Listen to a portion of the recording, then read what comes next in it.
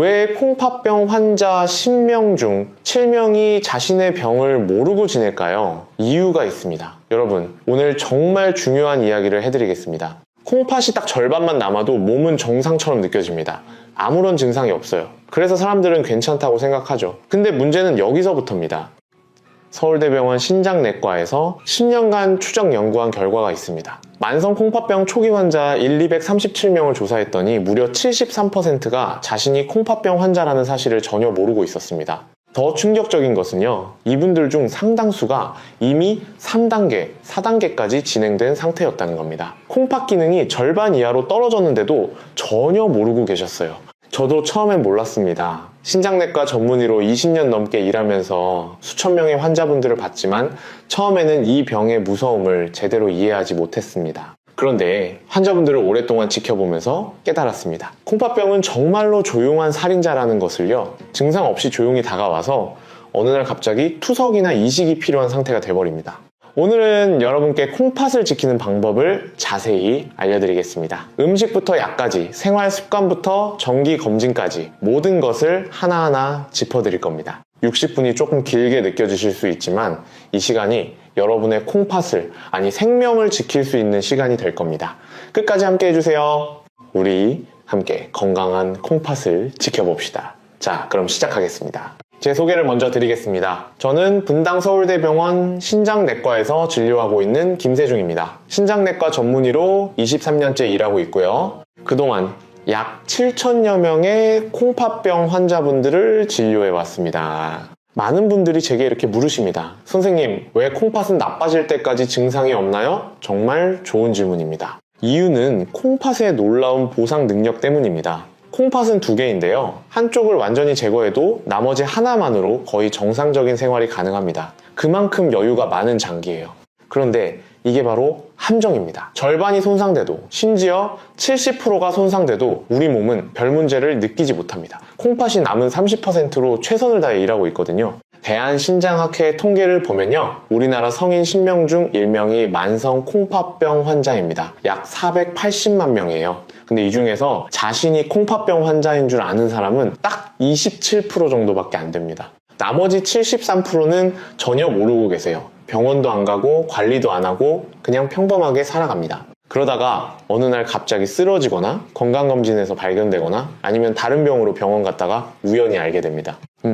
제가 오늘 어떤 내용을 말씀드릴지 미리 알려드리겠습니다. 크게 10가지 주제로 나눠서 설명드릴 건데요. 첫째, 왜 콩팥병이 무서운지 조용한 살인자라 불리는 이유를 정확히 알려드리겠습니다. 둘째, 콩팥이 나빠지고 있다는 5가지 신호를 알려드릴 겁니다. 여러분 스스로 체크해 보실 수 있어요.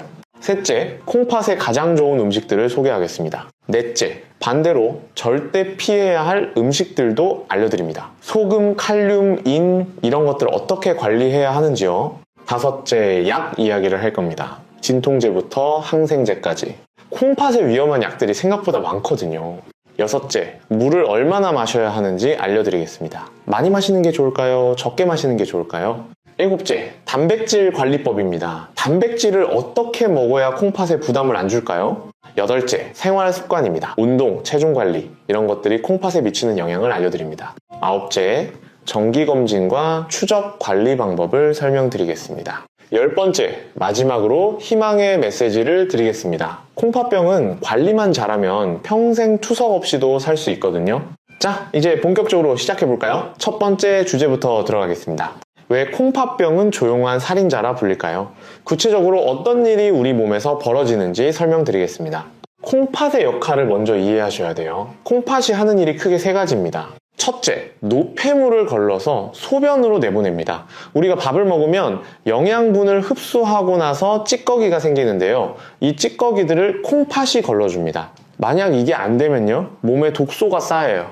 이게 바로 요독증입니다. 둘째, 수분과 전해질의 균형을 맞춥니다. 우리 몸에 물이 너무 많아도 안 되고 너무 적어도 안 됩니다. 나트륨, 칼륨 이런 전해질도 마찬가지예요. 콩팥이 이걸 정교하게 조절합니다. 셋째, 호르몬을 만듭니다. 혈압을 조절하는 호르몬, 적혈구를 만드는 호르몬, 뼈를 튼튼하게 하는 비타민 D를 활성화시키는 것도 콩팥이 합니다. 근데 콩팥이 나빠지면 이 모든 기능이 서서히 떨어집니다. 처음에는 아무런 증상이 없어요. 왜냐하면 콩팥이 워낙 여유가 많은 장기라서 절반만 남아도 제 기능을 다 할 수 있거든요.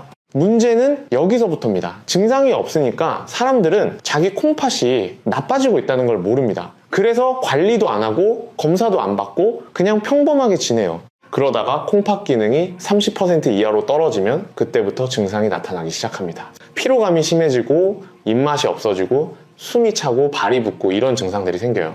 근데 이미 이 정도 되면 4단계 또는 5단계입니다. 콩팥 기능의 70%가 이미 손상된 상태예요. 이 상태에서는 다시 회복하기가 정말 어렵습니다.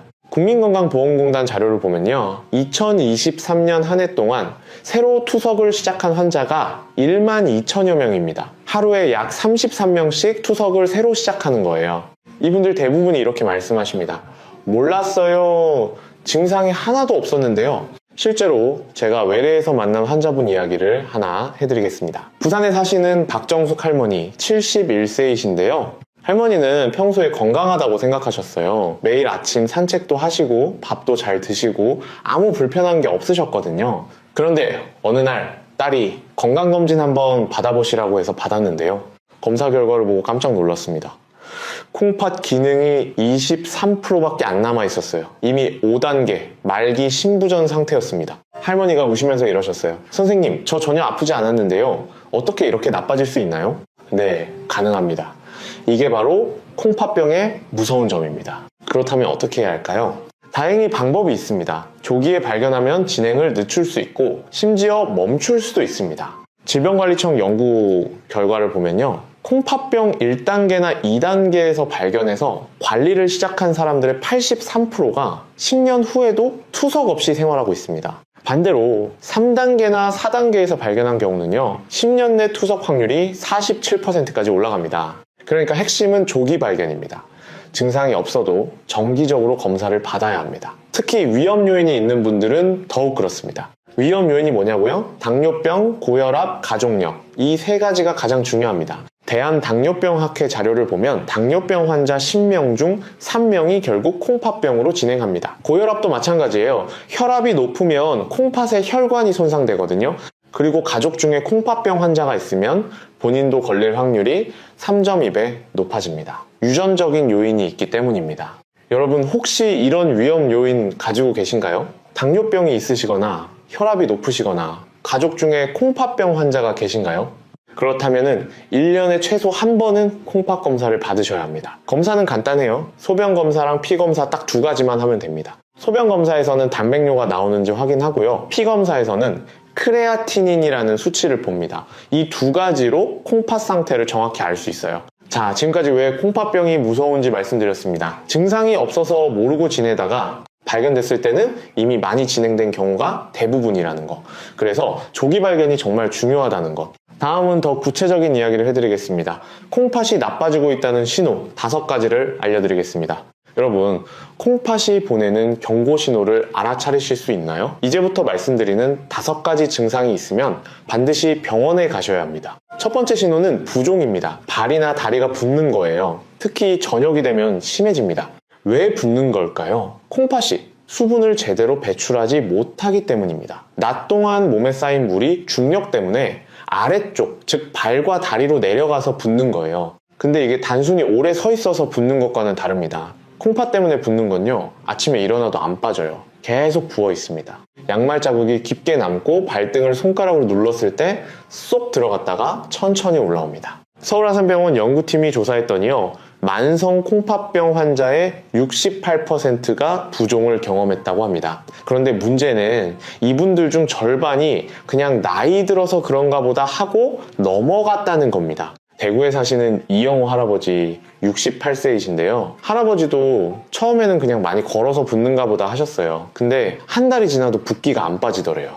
그때 딸이 병원에 가보시라고 해서 갔는데 콩팥 기능이 34%밖에 안 남아 있었습니다. 다행히 4단계에서 발견해서 지금은 관리하면서 잘 지내고 계십니다. 두 번째 신호는 소변의 변화입니다. 거품이 많이 생기거나 색깔이 이상하거나 자주 마려운데 양이 적거나 이런 변화들이 나타납니다. 특히 거품료가 중요합니다. 소변을 봤을 때 거품이 많이 생기고 한참 있어도 안 없어지면 단백뇨일 가능성이 높습니다. 단백뇨는 콩팥이 단백질을 제대로 걸러내지 못해서 소변으로 나오는 겁니다. 정상적인 콩팥은 단백질을 몸에 남겨두고 노폐물만 소변으로 내보내거든요. 근데 콩팥이 손상되면 단백질까지 새어나갑니다. 세브란스 병원 신장내과 자료를 보면요, 단백뇨가 있는 사람은 10년 내 투석 확률이 5.7배 높습니다. 그만큼 중요한 신호예요. 소변 색깔도 주의해서 보셔야 합니다. 정상적인 소변은 맑은 노란색이에요. 근데 콜라색처럼 어두운 갈색이거나 피가 섞여서 붉은색이면 문제가 있는 겁니다. 세 번째 신호는 피로감입니다. 이상하게 자꾸 피곤하고 기운이 없고 뭘 해도 힘들어요. 왜 피곤할까요? 콩팥이 나빠지면 적혈구를 만드는 호르몬이 줄어들어서 빈혈이 생깁니다. 빈혈이 있으면 온몸에 산소 공급이 부족해지니까 당연히 피곤하죠. 그리고 몸에 독소가 쌓이는 것도 원인입니다. 콩팥이 노폐물을 제대로 못 걸러내면 독소가 혈액에 남아서 온몸을 돌아다닙니다. 이게 세포를 괴롭히니까 피곤한 거예요.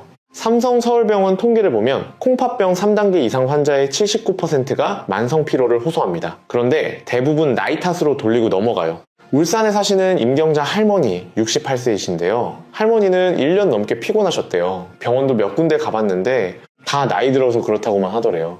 근데 어느 날 건강검진에서 우연히 콩팥병이 발견됐습니다. 3단계였어요. 지금은 약 먹고 식단 조절하면서 피로감도 많이 좋아지셨습니다. 네 번째 신호는 식욕부진입니다. 밥맛이 없어지고 먹기 싫어집니다. 심하면 구역질도 나요.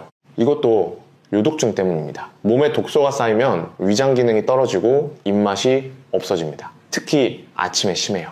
고려대병원 자료를 보면 콩팥병 4단계 환자의 71%가 식욕 감퇴를 경험합니다. 문제는 밥을 안 먹으면 영양 상태가 나빠지고 그러면 콩팥이 더 빨리 나빠진다는 겁니다. 다섯 번째 신호는 혈압 상승입니다. 평소에 혈압이 정상이었는데 갑자기 높아지기 시작합니다. 콩팥이 수분과 나트륨을 조절하지 못하면 혈압이 올라갑니다. 그리고 콩팥에서 혈압을 높이는 호르몬이 과다하게 나오기도 해요. 대한고혈압학회 통계를 보면 만성 콩팥병 환자의 82%가 고혈압을 동반합니다. 그런데 문제는요, 고혈압이 다시 콩팥을 더 나빠지게 한다는 겁니다. 악순환이 생기는 거예요.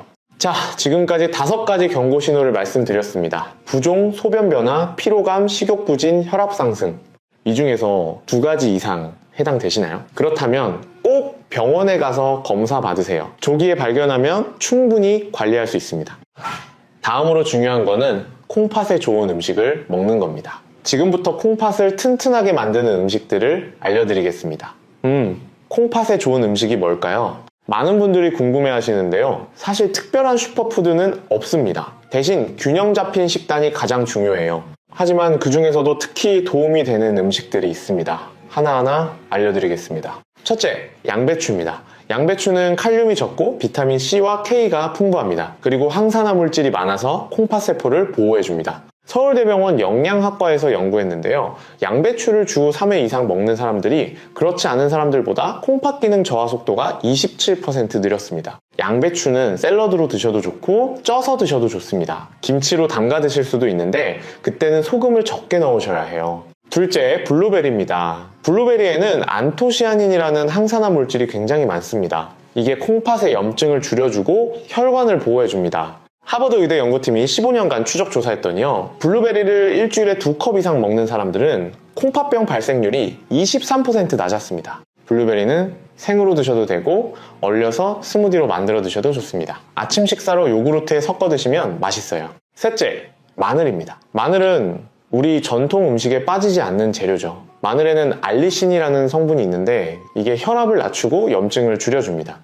대한영양학회 자료를 보면 하루에 마늘 2, 3쪽 정도 먹으면 콩팥 건강에 도움이 된다고 합니다. 근데 주의하실 점이 있어요. 마늘을 너무 많이 먹으면 위장에 부담이 될 수 있습니다. 적당히 드세요. 넷째, 올리브 오일입니다. 올리브 오일은 불포화 지방산이 풍부해서 혈관 건강에 좋습니다. 콩팥도 혈관으로 이루어진 장기니까 혈관이 건강하면 콩팥도 건강해집니다. 메이오 클리닉 연구에 따르면 올리브 오일을 주된 지방 공급원으로 사용하는 사람들이 콩팥병 진행 속도가 31% 느렸습니다. 샐러드 드레싱으로 사용하거나 요리할 때 참기름 대신 올리브 오일을 쓰시면 됩니다. 다섯째, 생선입니다. 특히 등푸른 생선이 좋아요. 고등어, 삼치, 연어 이런 생선들에는 오메가3 지방산이 많습니다. 오메가3는 염증을 줄이고 혈압을 낮추고 혈관을 보호합니다. 콩팥에도 직접적으로 도움이 돼요. 존스 홉킨스 대학 연구팀이 12년간 조사했더니요, 일주일에 생선을 2번 이상 먹는 사람들이 콩팥병 진행률이 38% 낮았습니다. 근데 주의하실 점, 생선을 구울 때 너무 태우면 안 됩니다. 고온에서 조리하면 해로운 물질이 생길 수 있거든요. 찌거나 삶아서 드시는 게 가장 좋습니다. 여섯째, 달걀 흰자입니다. 단백질은 우리 몸에 꼭 필요한데 콩팥병 환자는 단백질을 조절해서 먹어야 합니다. 달걀 흰자는 고품질 단백질이면서 인이 거의 없어요. 반면 노른자에는 인이 많습니다. 그래서 콩팥병 환자분들께는 흰자만 드시라고 권합니다. 삼성 서울병원 영양클리닉에서 권장하는 양은요, 하루에 달걀 흰자 3개 정도입니다. 일곱째, 현미입니다. 현미는 백미보다 영양소가 풍부하고 혈당을 천천히 올립니다. 당뇨병이 있으신 분들에게 특히 좋아요. 대한당뇨병학회 연구를 보면 현미를 주식으로 먹는 당뇨 환자들이 백미를 먹는 환자들보다 콩팥병 발생률이 29% 낮았습니다. 다만 현미에는 인이 좀 많아서요, 콩팥병이 4단계 이상이면 양을 조절하셔야 합니다. 그 전 단계에서는 현미가 백미보다 훨씬 좋습니다. 여덟째, 사과입니다. 사과는 섬유질이 풍부하고 칼륨이 적당합니다. 펙틴이라는 성분이 있어서 콜레스테롤을 낮춰주기도 해요. 질병관리청 자료를 보면 하루에 사과 하나 정도 먹으면 심혈관 질환 예방에 도움이 되고 그게 결국 콩팥 건강에도 이어집니다. 사과는 껍질째 먹는 게 좋습니다. 껍질에 좋은 성분이 많거든요. 잘 씻어서 드세요. 자, 지금까지 콩팥에 좋은 음식 8가지를 말씀드렸습니다. 기억하시죠? 양배추, 블루베리, 마늘, 올리브오일, 생선, 달걀, 흰자, 현미, 사과 이런 음식들을 골고루 드시면 콩팥이 건강해집니다. 물론 개인마다 콩팥 상태가 다르니까 본인에게 맞는지는 담당 의사와 상담하세요. 그런데 말이죠, 좋은 음식만큼 중요한 게 뭔지 아세요? 바로 피해야 할 음식입니다. 아무리 좋은 음식을 먹어도 나쁜 음식을 계속 먹으면 소용없거든요. 지금부터는 콩팥에 해로운 음식들을 알려드리겠습니다. 이건 정말 중요합니다. 특히 콩팥병이 3단계 이상이신 분들은 꼭 주의하셔야 해요. 첫째, 소금입니다. 이건 모든 단계에서 가장 조심해야 할 성분이에요. 우리 몸은 진화 과정에서 소금을 최대한 보존하도록 만들어졌습니다. 옛날에는 소금이 귀했거든요. 그래서 콩팥이 소금을 거의 다 재흡수합니다. 근데 현대인들은 소금을 너무 많이 먹어요. 평균적으로 하루 9g 정도 먹는다고 합니다. 세계보건기구에서 권장하는 양은 5g인데 말이죠. 서울대병원 신장내과에서 제 외래 환자분들을 조사했더니 어떤 분은 하루 20g씩 드시더라고요. 거의 4배예요. 소금을 많이 먹으면 어떻게 될까요? 혈압이 올라갑니다. 그리고 단백뇨가 심해집니다. 콩팥 기능도 더 빨리 나빠져요. 대한신장학회 연구를 보면요, 저염식을 하는 환자들이 그렇지 않은 환자들보다 콩팥 기능 저하 속도가 37% 느렸습니다. 그럼 어떻게 소금을 줄일까요? 갑자기 5g으로 줄이기는 어렵습니다. 지금 먹는 양에서 조금씩 줄여나가세요. 지금 하루 10g 드신다면 먼저 8g으로 줄이세요. 그게 익숙해지면 6g으로 이런 식으로 서서히 줄이는 겁니다. 실제로 연구 결과를 보면요, 절대량을 5g까지 줄이지 못하더라도 원래 먹던 양보다 상대적으로 30% 정도만 줄여도 효과가 있습니다. 혈압도 내려가고 단백뇨도 줄어들어요. 소금을 줄이는 구체적인 방법을 알려드릴게요. 하나, 국물 음식을 줄이세요. 찌개, 국, 라면 이런 거요. 국물에 소금이 엄청 많습니다. 둘, 김치를 덜 짜게 담그세요. 우리나라 사람들 소금 섭취의 상당 부분이 김치에서 옵니다. 셋, 가공식품을 피하세요. 햄, 소시지, 베이컨, 통조림 이런 것들은 소금 덩어리예요. 넷, 외식을 줄이세요. 식당 음식은 집에서 만든 것보다 소금이 2, 3배 많습니다. 다섯, 소금 대신 다른 양념을 사용하세요. 레몬즙, 식초, 허브 이런 걸로 맛을 내면 소금을 덜 넣어도 맛있어요. 창원에 사시는 장순옥 할머니 72세이신데요. 할머니는 짠 음식을 정말 좋아하셨대요. 김치도 짜게 드시고 국도 진하게 드시고, 근데 콩팥병 3단계 진단을 받으신 후에 저염식을 시작하셨어요. 처음 한 달은 정말 힘드셨대요. 음식이 맛이 없어서 식사가 고역이었다고. 하지만 2달쯤 지나니까 적응이 되더래요. 오히려 이제는 짠 음식이 거부감이 든다고 하십니다. 그리고 6개월 후 검사에서 단백뇨가 절반으로 줄었습니다. 둘째, 칼륨입니다. 칼륨은 좀 복잡해요. 콩팥 상태에 따라 많이 먹어야 할 수도 있고 적게 먹어야 할 수도 있거든요. 콩팥 기능이 1, 2단계로 비교적 건강하면 칼륨을 많이 먹는 게 좋습니다. 칼륨은 혈압을 낮춰주고 나트륨 배설을 도와줍니다. 근데 콩팥 기능이 4, 5단계로 많이 나빠지면 칼륨을 제한해야 합니다. 콩팥이 칼륨을 제대로 배설하지 못해서 혈중 칼륨이 높아지거든요. 고칼륨 혈증이 생기면 정말 위험합니다. 부정맥이 생기고 심하면 심장이 멈출 수도 있어요. 세브란스 병원 응급실 통계를 보면 고칼륨 혈증으로 응급실에 온 환자의 83%가 만성 콩팥병 환자입니다. 칼륨이 많은 음식은 뭐가 있을까요? 바나나, 토마토, 오렌지, 키위, 수박, 참외, 멜론, 감자, 고구마, 시금치, 미역, 다시마 이런 것들입니다. 콩팥 기능이 4단계 이상이면 이런 음식들을 조심해야 합니다. 아예 안 먹을 필요는 없는데 양을 줄이셔야 돼요. 그리고 조리법을 바꾸면 칼륨을 줄일 수 있습니다. 칼륨은 수용성이라서 물에 녹거든요. 채소를 먹을 때 생으로 드시지 말고 물에 2시간 이상 담갔다가 데쳐서 드세요. 그러면 칼륨이 50% 가까이 빠져나갑니다. 안동에 사시는 오복순 할머니 77세이신데요. 할머니는 콩팥병 5단계예요. 투석은 아직 안 하시고 관리하고 계세요. 할머니가 처음 진단받았을 때 좋아하시던 바나나랑 토마토를 못 먹게 됐어요. 너무 속상해 하셨는데요. 영양사 선생님이 알려주신 방법이 있었습니다. 채소는 물에 담갔다 데쳐 먹고 과일은 양을 아주 조금만 먹는 거예요. 지금은 그렇게 조절하면서 드시는데 칼륨 수치가 정상 범위를 유지하고 계십니다. 셋째, 인입니다. 인도 정말 조심해야 할 성분이에요. 인은 에너지 생성에 필요한 중요한 물질입니다. 근데 콩팥이 나빠지면 인이 몸에 쌓여요. 그러면 혈관이 석회화 됩니다. 혈관 석회화가 뭐냐고요? 혈관 벽에 칼슘과 인이 쌓여서 혈관이 딱딱해지는 겁니다. 돌처럼 굳어버려요. 그러면 심근경색, 뇌졸중 같은 심혈관 질환 위험이 엄청나게 높아집니다. 국민건강보험공단 자료를 보면 혈관 석회화가 심한 콩팥병 환자는 그렇지 않은 환자보다 사망률이 2.8배 높습니다. 인이 많이 들어있는 건 뭘까요? 첫째, 약입니다. 약에는 보존제로 인이 많이 들어가요. 유통기한 이 3년씩 가는 약들, 거기 다 인이 들어있습니다. 둘째, 가공식품입니다. 햄, 베이컨, 소시지, 통조림, 인스턴트 식품 이런 데 인이 엄청 많아요. 그것도 흡수가 잘 되는 형태로요. 대한영양학회 분석을 보면 가공식품의 인은 90% 이상 흡수됩니다. 반면 자연식품의 인은 40, 60% 정도만 흡수돼요. 그러니까 같은 양의 인이라도 가공식품으로 먹으면 몸에 훨씬 많이 쌓인다는 뜻입니다. 셋째, 유제품입니다. 우유, 요구르트, 치즈 이런 데 인이 많습니다. 단백질도 많지만 인도 많아요.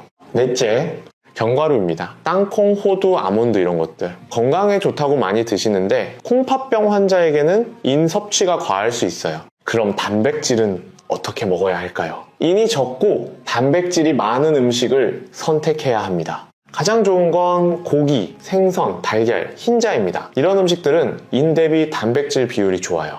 서울대병원 영양클리닉에서 권장하는 방법은요, 유제품을 먼저 제한하고 대신 고기나 생선으로 단백질을 섭취하는 겁니다. 수원에 사시는 신명숙 할머니 61세이신데요. 할머니는 건강을 위해 매일 우유를 마시고 요구르트도 드시고 치즈도 드셨어요. 근데 콩팥병 3단계 진단 후에 검사를 해보니 인 수치가 굉장히 높았습니다. 영양사 상담을 받고 유제품을 줄이고 대신 고기와 생선을 적당히 드셨더니요, 3개월 후 인 수치가 정상으로 돌아왔습니다. 그리고 콩팥 기능도 더 이상 나빠지지 않고 유지되고 있어요. 자, 여기까지 콩팥에 해로운 음식 3가지를 말씀드렸습니다. 소금, 칼륨, 인, 이 3가지를 잘 조절하는 것이 콩팥 관리의 핵심입니다. 근데 음식만큼 중요한 게 또 있습니다. 바로 약이에요. 약도 잘못 먹으면 콩팥을 망가뜨릴 수 있거든요. 다음은 콩팥의 위험한 약들에 대해 자세히 알려드리겠습니다. 여러분, 혹시 진통제 자주 드시나요? 두통 있을 때, 생리통 있을 때, 관절 아플 때 먹는 그 약 말이에요. 그 약들 중 상당수가 NSAIDs라는 진통제입니다. NSAID요. 이게 콩팥에 정말 안 좋아요. NSAID 진통제가 뭐냐고요? Non-steroidal anti-inflammatory drugs의 줄임말인데요. 쉽게 말하면 염증을 줄여주는 진통제입니다. 여러분이 약국에서 쉽게 살 수 있는 약들 대부분이 여기 속합니다. 이부프로펜, 나프록센, 인도메타신, 디클로페낙 이런 것들이에요. 상품명으로는 브루펜, 게보린, 펜잘, EGN6, 탁센 이런 것들입니다. 감기약에도 많이 들어있어요. 왜 이 약이 콩팥에 나쁠까요? NSAID는 콩팥으로 가는 혈류를 줄입니다. 콩팥은 혈액을 걸러서 일하는 장기인데 혈액이 줄어들면 일을 제대로 못하게 되죠. 콩팥이 건강한 사람은 한두 번 먹어도 괜찮아요. 금방 회복되거든요. 근데 콩팥 기능이 떨어진 사람, 노인, 당뇨 환자, 고혈압 환자 이런 분들은 위험합니다. 삼성서울병원 응급실 통계를 보면요, 급성 콩팥 손상으로 입원한 환자의 23%가 엔세이드 진통제 때문이었습니다. 그중 대부분이 본인이 콩팥에 문제가 있는 줄 모르고 약을 드셨어요. 그냥 머리 아파서 허리 아파서 약국에서 사서 드신 거죠. 전주에 사시는 한영자 할머니 69세이신데요. 할머니는 무릎 관절염이 있으셔서 통증이 심했어요. 약국에서 진통제를 사서 매일 드셨는데요. 한 달쯤 지나니까 입맛이 없고 몸이 붓고 소변량이 줄더래요. 병원 가서 검사했더니 급성 콩팥 손상이었습니다. 다행히 약을 끊고 치료받으셔서 회복하셨는데요. 담당 의사 선생님이 이러셨대요. 진통제만 안 드셨어도 이런 일 없었을 거라고요. 그래서 제가 환자분들께 항상 말씀드립니다. 다른 병원 가실 때 꼭 이렇게 말씀하세요. 저 만성 콩팥병이 있으니까 엔세이드 진통제는 빼주세요 라고요. 대신 타이레놀 같은 아세트아미노펜 계열 진통제는 비교적 안전합니다. 물론 이것도 과량 복용하면 간에 안 좋지만 적정량을 지키면 콩팥에는 부담이 적어요. 두 번째로 조심해야 할 약은 항생제입니다. 항생제는 종류가 엄청 많아요. 그중 일부가 콩팥에 독성이 있습니다. 특히 아미노글리코사이드계의 항생제가 조심스러워요. 겐타마이신, 토브라마이신 이런 것들이죠. 이 약들은 콩팥 세포를 직접 손상시킬 수 있습니다. 그리고 콩팥 기능이 떨어지면 항생제 용량을 조절해야 합니다. 어떤 약은 하루 3회를 2회로 줄여야 하고 어떤 약은 용량을 절반으로 줄여야 해요. 세브란스 병원 약제과 자료를 보면 콩팥 기능에 따라 용량 조절이 필요한 항생제가 47종이나 됩니다. 그래서 항생제 처방받을 때는 꼭 의사에게 콩팥 상태를 말씀하셔야 합니다. 그래야 안전한 약을 적절한 용량으로 처방받을 수 있어요. 세 번째는 조영제입니다. CT 찍을 때 쓰는 그 약이에요.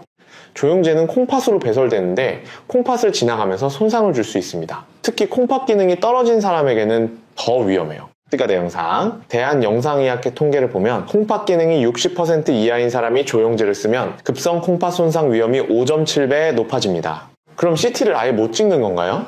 아니요, 방법이 있습니다. 첫째, 꼭 필요한 경우가 아니면 다른 검사로 대체합니다. 초음파나 MRI로 대신할 수 있으면 그렇게 하는 거죠. 둘째, 꼭 찍어야 하면 수액요법을 병행합니다. 검사 전후로 수액을 충분히 맞으면 조영제가 빨리 빠져나가서 콩팥 손상을 줄일 수 있어요.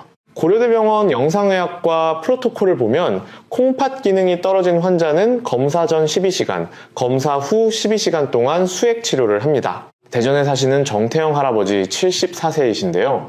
할아버지는 콩팥병 3단계예요. 복통이 심해서 응급실에 갔는데 CT를 찍어야 한다고 하더래요. 할아버지가 콩팥이 안 좋다고 말씀하셨더니 의사 선생님이 수액 치료를 먼저 하고 CT를 찍으셨대요. 그리고 검사 후에도 수액을 더 맞으셨고요. 덕분에 콩팥 손상 없이 검사를 잘 마치셨습니다. 이렇게 미리 말씀하시는 게 정말 중요해요. 자, 지금까지 3가지 위험한 약을 말씀드렸습니다. 엔세이드 진통제, 항생제, 조영제. 이 외에도 건강보조식품도 조심해야 합니다. 건강식품이라고 해서 다 안전한 게 아니에요. 질병관리청 자료를 보면 건강보조식품으로 인한 콩팥 손상 사례가 매년 증가하고 있습니다. 특히 다이어트 제품, 근육보충제 이런 것들이 문제가 많아요. 그리고 한약도 조심해야 합니다. 일부 한약제에는 콩팥에 독성이 있는 성분이 들어있거든요.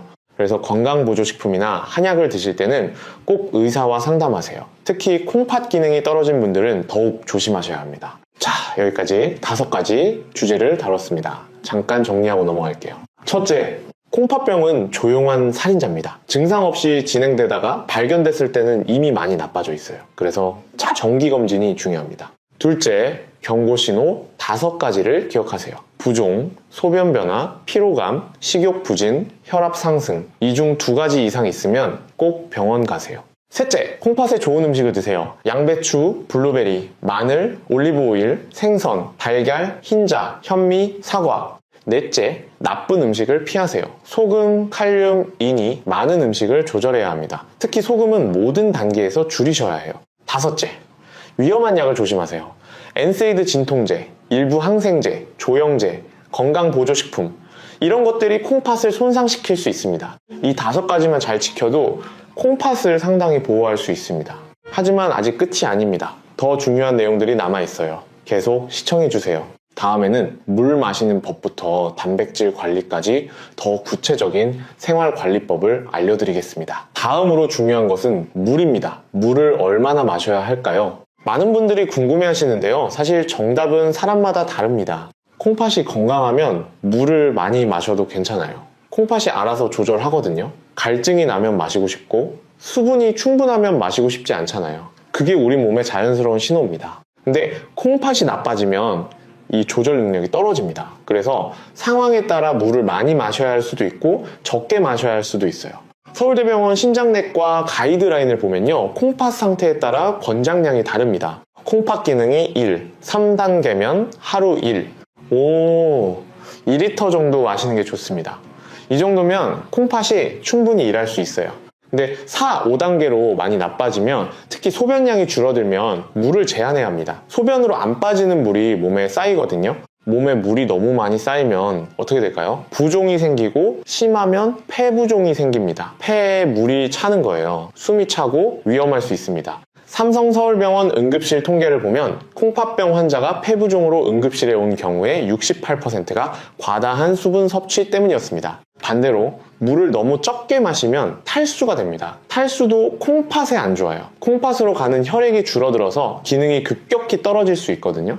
특히 여름에 땀을 많이 흘리거나 설사를 하거나 이럴 때는 탈수 위험이 높습니다. 대한신장학회 권고안을 보면 노인분들은 갈증을 덜 느끼기 때문에 의식적으로 물을 마시라고 합니다. 그럼 본인에게 맞는 물 섭취량을 어떻게 알 수 있을까요? 가장 쉬운 방법은 소변량과 체중을 확인하는 겁니다. 하루 소변량이 1리터 이상 나오면 물을 충분히 마시는 게 좋습니다.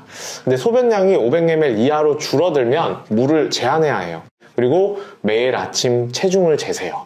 갑자기 1, 2kg 늘었다면 물이 몸에 쌓이고 있다는 신호입니다. 물 섭취를 줄이셔야 해요. 청주에 사시는 윤재호 할아버지 77세이신데요. 할아버지는 콩팥병 4단계예요. 건강에 좋다고 해서 물을 하루 3리터씩 마셨대요. 그런데 한 달쯤 지나니까 발이 심하게 붓고 숨이 차더래요. 병원 갔더니 몸에 물이 너무 많이 찼다고 당장 물을 줄이라고 하셨대요. 소변량에 맞춰서 하루 1리터 정도만 마시도록요. 지금은 그렇게 조절하시는데 부종도 빠지고 호흡도 편해지셨습니다. 자, 물 마시는 것도 중요하지만 차는 어떨까요? 커피, 녹차, 옥수수 수염차 이런 차들은 이뇨작용이 있습니다. 소변을 더 많이 나오게 하는 거예요. 한두 잔 정도는 괜찮은데요. 물처럼 많이 마시면 오히려 탈수가 될 수 있습니다. 차로 배출되는 수분이 더 많거든요. 질병관리청 자료를 보면 카페인이 들어있는 음료를 하루 4잔 이상 마시는 사람들이 콩팥 기능 저하 속도가 19% 빨랐습니다.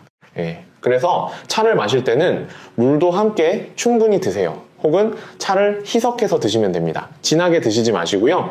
비타민C도 조심해야 합니다. 비타민C를 과다 복용하면 결석이 생길 수 있어요. 세브란스 병원 비뇨의학과 자료를 보면 하루 0mg 이상 비타민C를 장기간 복용한 사람들에게서 결석 발생률이 2.3배 높았습니다. 그래서 비타민C 보충제는 하루 500mg 정도가 적당합니다. 과일이나 채소로 자연스럽게 섭취하는 게 가장 좋아요. 자, 지금까지 물 마시는 법을 알려드렸습니다. 본인의 콩팥 상태와 소변량에 맞춰서 조절하시면 됩니다. 다음은 단백질 이야기를 하겠습니다. 단백질, 정말 중요한 영양소인데요. 콩팥병 환자에게는 양날의 검입니다. 단백질은 우리 몸을 만드는 기본 재료예요. 근육, 피부, 머리카락, 효소, 호르몬 다 단백질로 만들어집니다. 그래서 꼭 필요해요. 근데 단백질을 먹으면 노폐물이 생깁니다. 요소질소라는 건데요. 이게 콩팥을 통해 배출돼야 해요. 콩팥이 건강하면 문제 없습니다. 노폐물을 척척 걸러서 내보내거든요. 근데 콩팥이 나빠지면 노폐물이 쌓입니다. 이게 쌓이면 요독증이 생겨요. 그렇다고 단백질을 안 먹으면 어떻게 될까요? 근육이 빠지고 영양 실조가 옵니다. 노인분들은 근육이 줄어들면 낙상 위험도 높아지고 면역력도 떨어져요. 그래서 적절한 양을 먹는 게 중요합니다. 너무 많지도 너무 적지도 않게요. 대한신장학회 영양 가이드라인을 보면 콩팥 단계별로 권장량이 다릅니다. 1, 2단계 체중 1kg당 0.81g 예를 들어 60kg면 하루 48, 60kg 정도예요. 3, 4단계 체중 1kg당 0.6, 0.8g 60kg면 하루 36, 48g입니다. 5단계 투석 안 하는 경우 체중 1kg당 0.6g, 60kg면 하루 36g예요. 5단계 투석하는 경우 체중 1kg당 1.2g, 투석으로 단백질이 빠져나가니까 더 많이 먹어야 합니다. 이게 얼마나 되는 양인지 감이 안 오시죠? 구체적인 예를 들어드릴게요. 닭가슴살 100g에 단백질이 약 23g 들어있습니다. 생선 100g에는 약 20g, 계란 하나에는 약 6g, 두부반 모에는 약 10g예요. 그러니까 3단계 환자가 하루 40씩을 먹는다면요, 닭가슴살 100질 한 2개, 두부 반모 정도면 됩니다. 서울대병원 영양클리닉에서는 환자분들께 단백질 식단표를 드립니다. 아침, 점심, 저녁에 뭘 얼마나 드시면 되는지 구체적으로요. 근데 여기서 중요한 게 있어요. 단백질의 질입니다. 단백질에도 등급이 있거든요. 고품질 단백질과 저품질 단백질로 나뉩니다. 코스입니다. 고품질 단백질은 필수 아미노산이 골고루 들어있고 우리 몸이 잘 흡수합니다. 달걀, 고기, 생선, 우유 이런 동물성 단백질이 여기 속해요. 저품질 단백질은 필수 아미노산이 부족하고 흡수율도 낮습니다. 콩, 곡류 이런 식물성 단백질이죠. 콩팥병 환자는 고품질, 단백질 위주로 드시는 게 좋습니다. 같은 양을 먹어도 노폐물이 적게 생기거든요. 메이오 클리닉 연구를 보면 고품질 단백질 위주로 먹은 환자들이 요독증 증상이 37% 적었습니다. 그럼 어떤 음식을 선택해야 할까요? 첫째, 달걀 흰자. 단백질이 많고 이는 거의 없어요. 최고의 선택입니다. 둘째, 생선. 특히 흰살 생선이 좋습니다. 고등어나 삼치 같은 등푸른 생선도 좋은데 인이 좀 있으니 양을 조절하세요. 셋째, 닭고기. 특히 가슴살이 좋습니다. 껍질은 제거하고 드세요. 지방이 많거든요. 넷째, 소고기나 돼지고기. 기름기 적은 부위로 선택하세요. 안심, 등심 이런 부위요. 인천에 사시는 한상철 할아버지 62세이신데요. 할아버지는 콩팥병 3단계예요. 처음에는 단백질을 줄인다고 고기를 거의 안 드셨대요. 두부랑 콩으로만 단백질을 채우셨는데요. 3개월 후 검사에서 근육량이 많이 줄어 있었습니다. 영양사 선생님이 그러시더래요. 식물성 단백질만 드시면 안 되고 동물성 단백질도 적당히 드셔야 한다고요. 지금은 매일 계란 2개, 생선이나 고기 100g 정도 드시는데요. 근육량도 회복되고 콩팥 기능도 안정적으로 유지되고 계십니다. 자, 단백질 정리하겠습니다. 콩팥 단계에 맞는 양을 먹되 고품질 단백질 위주로 선택하세요. 그리고 한 번에 몰아서 먹지 말고 세끼에 골고루 나눠 드세요. 다음은 생활 습관입니다. 운동, 체중 관리 이런 것들이 콩팥에 어떤 영향을 미치는지 알려드리겠습니다. 먼저 운동부터 얘기할게요. 운동이 콩팥에 좋을까요? 나쁠까요? 대부분의 경우 운동은 좋습니다. 혈압을 낮추고 혈당을 조절하고 체중을 관리하고 스트레스를 줄여줍니다. 이 모든 게 콩팥 건강에 도움이 돼요. 대한신장학회 연구를 보면 규칙적으로 운동하는 콩팥병 환자가 그렇지 않은 환자보다 투석 시작 시기가 평균 2.3년 늦었습니다. 근데 운동도 적절히 해야 합니다. 너무 심하게 하면 오히려 해로워요. 격렬한 운동을 하면 근육이 분해되면서 노폐물이 많이 생깁니다. 크레아티닌이라는 수치가 올라가는데 이게 콩팥에 부담을 줍니다. 그리고 땀을 많이 흘리면 탈수가 됩니다. 탈수도 콩팥에 안 좋다고 앞에서 말씀드렸죠.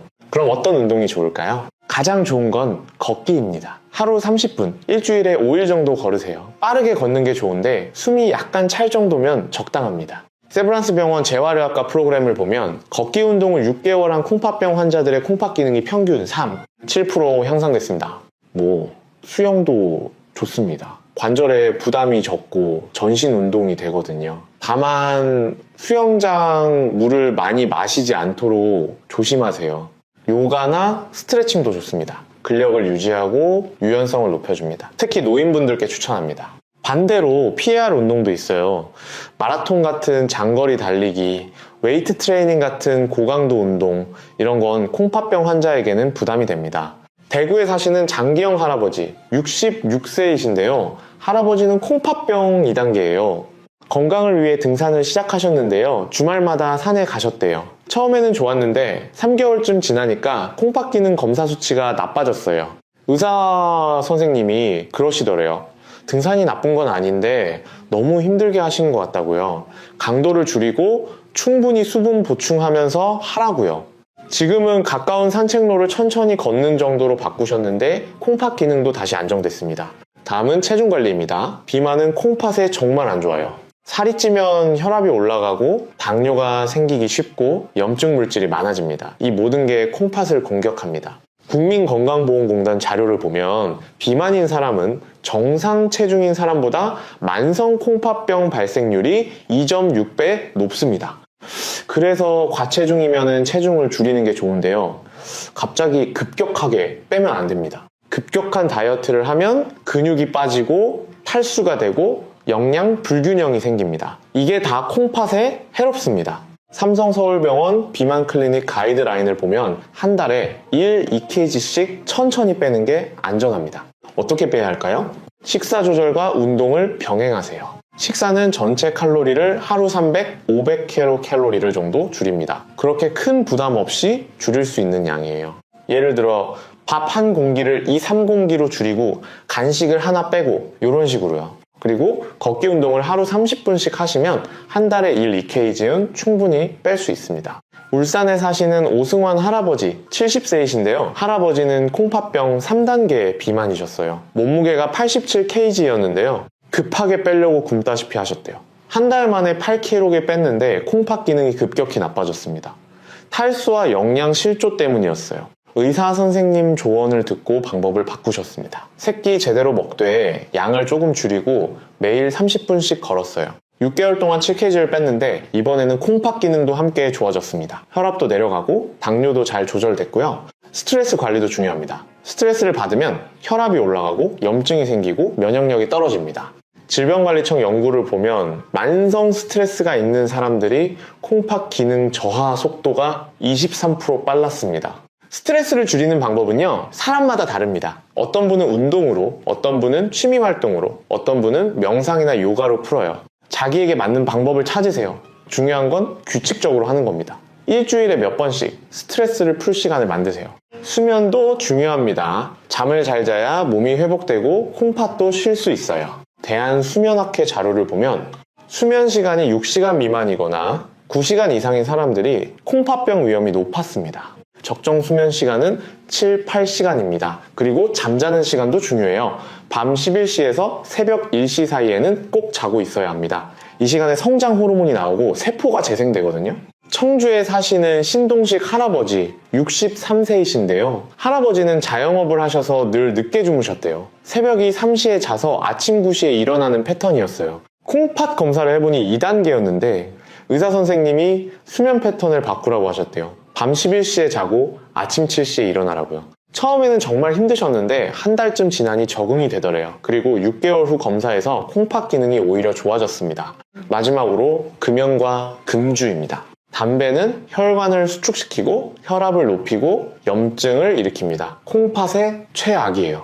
서울대병원 연구를 보면 흡연자는 비흡연자보다 만성 콩팥병 발생률이 1.8배, 투석 시작 시기가 평균 3.2년 빨랐습니다. 금연은 어려워도 꼭 하셔야 합니다. 금연 클리닉의 도움을 받으세요. 성공률이 훨씬 높습니다. 술도 조심해야 합니다. 과음은 혈압을 높이고 탈수를 일으키고 영양 불균형을 초래합니다.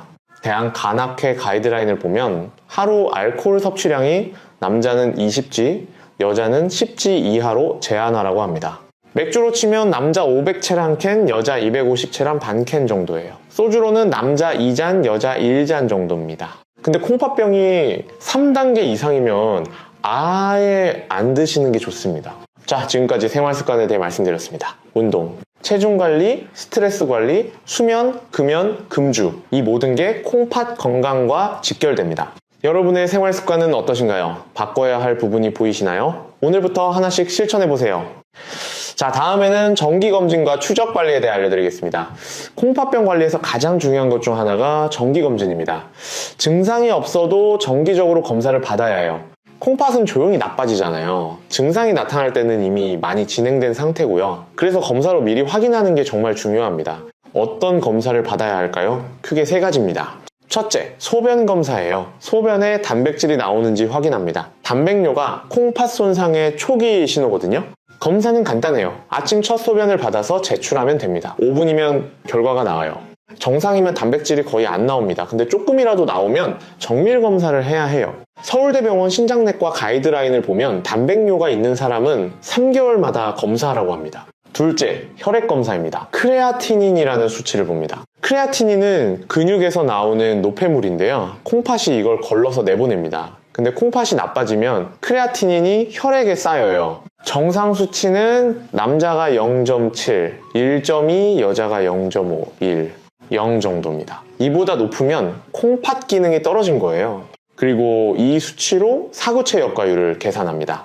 EGFR이라고 하는데요. 이게 콩팥 기능을 나타내는 정확한 지표입니다. 정상은 90 이상이에요. 60, 89면 1단계, 45, 59면 2단계, 30, 44면 3단계, 15, 29면 4단계, 15 미만이면 5단계입니다. 대한신장학회 권고안을 보면 위험 요인이 있는 사람은 1년에 한 번, 콩팥병 진단받은 사람은 3, 6개월에 한 번 검사하라고 합니다. 셋째, 초음파 검사입니다. 콩팥의 크기와 모양을 확인해요. 정상적인 콩팥은 강낭콩 모양의 11, 12cm 정도 크기입니다. 근데 만성 콩팥병이 진행하면 작아지고 쪼그라들어요.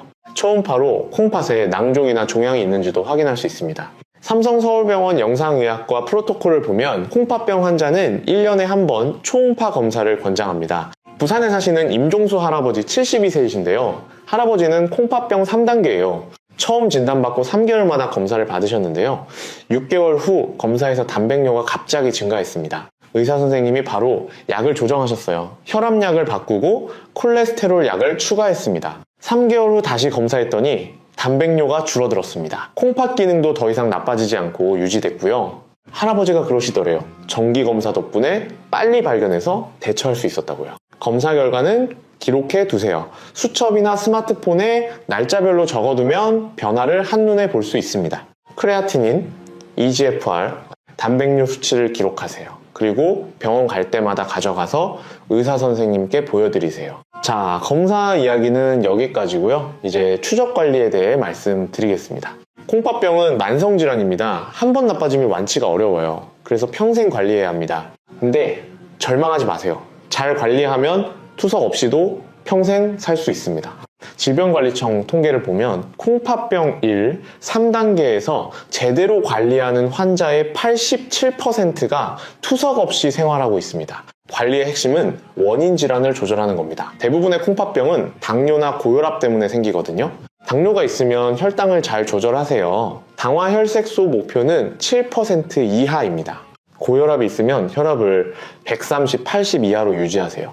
특히 단백뇨가 있으면 120, 75까지 낮추는 게 좋습니다. 서울대병원 신장내과 연구를 보면 혈압을 목표치로 유지한 환자들이 그렇지 않은 환자들보다 콩팥 기능 저하 속도가 42% 느렸습니다.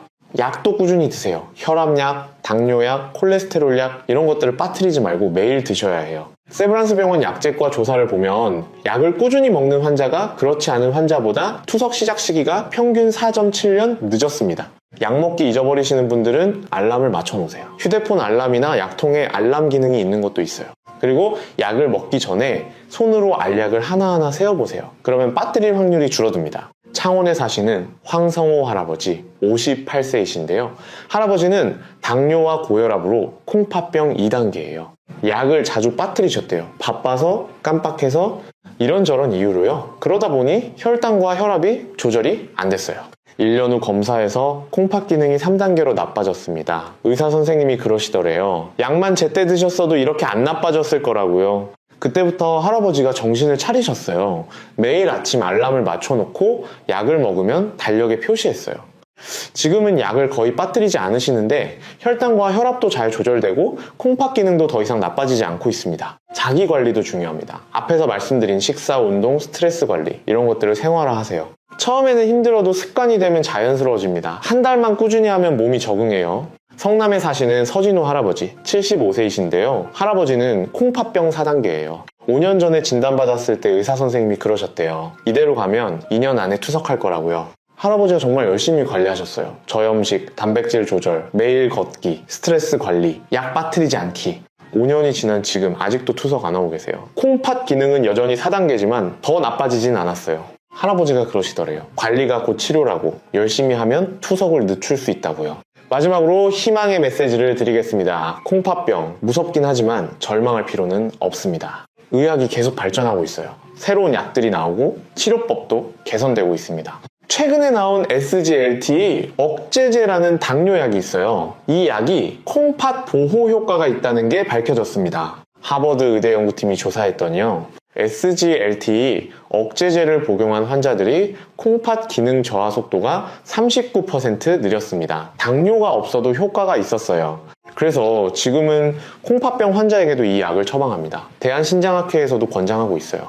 또 하나, 파네모소맙이라는 신약도 개발 중입니다. 콩팥 섬유화를 막아주는 약인데요, 임상시험에서 좋은 결과가 나왔습니다. 조만간 시판될 것 같아요. 그러면 콩팥병 치료에 큰 도움이 될 겁니다. 투석 기술도 좋아지고 있어요.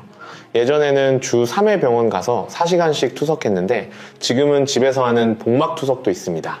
복막 투석은 밤에 자면서 할 수 있어요. 낮 시간을 자유롭게 쓸 수 있죠.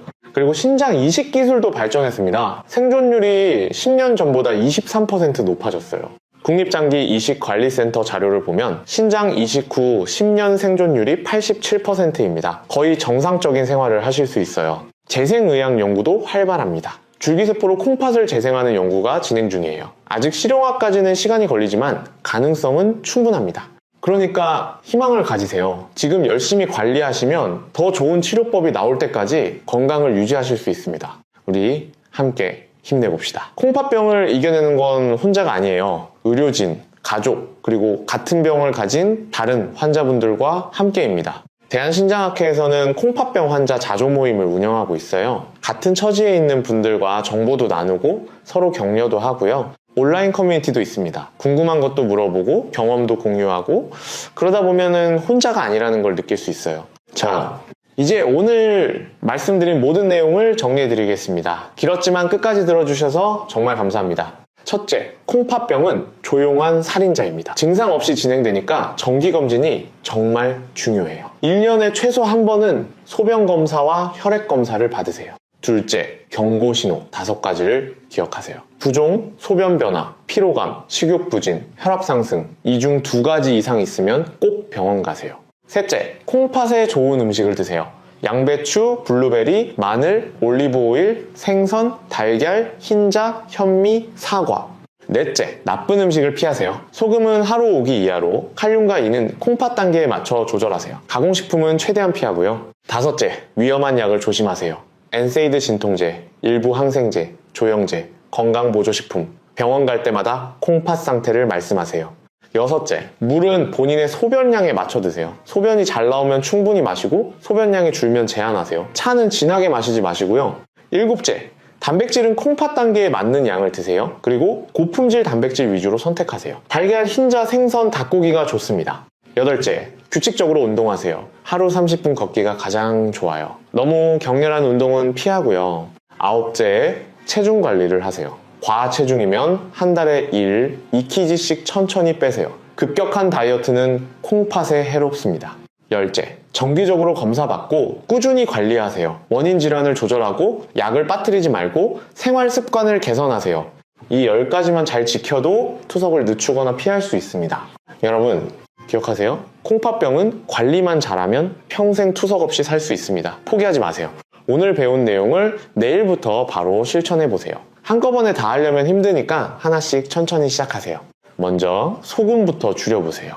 그 다음 주에는 걷기를 시작하고, 그 다음 주에는 단백질을 조절하고, 이런 식으로요. 한 달만 꾸준히 하면 습관이 됩니다. 습관이 되면 평생 갑니다. 우리 함께 건강한 콩팥을 지켜봅시다. 손주들과 오래오래 행복하게 지내려면 지금부터 관리하셔야 해요. 여러분의 콩팥, 여러분이 지킬 수 있습니다. 저는 여러분을 믿습니다.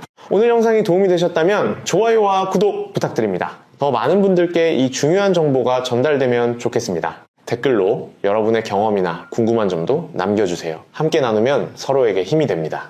여러분 모두 파이팅입니다. 건강한 하루 되세요. 우리 지식한상 가족 여러분, 늘 함께 하겠습니다. 다음에 더 좋은 정보로 찾아뵙겠습니다. 끝까지 시청해주셔서 진심으로 감사합니다.